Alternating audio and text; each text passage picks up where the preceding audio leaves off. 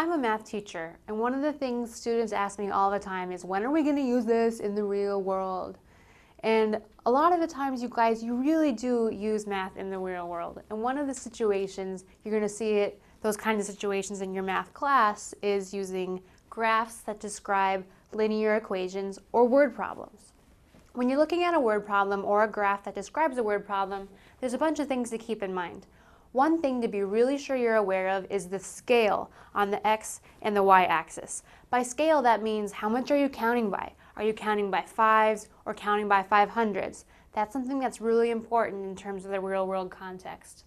Along those same lines, pay attention to the units. Units meaning, are you looking at how much you're paying in dollars or pounds or yen or cents or whatever it is. All those kinds of units are really important to keep in mind, especially when you get to the slope.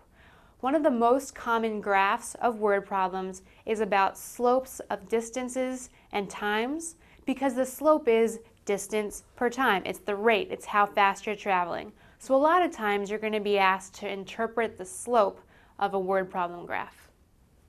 Another thing I want you guys to keep in mind is the intercepts and what the intercepts mean on a graph.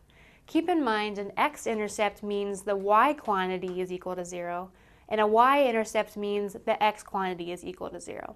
So when you're looking at graphs, all of these things are really important to keep in mind, and they'll help you connect this math to the real world.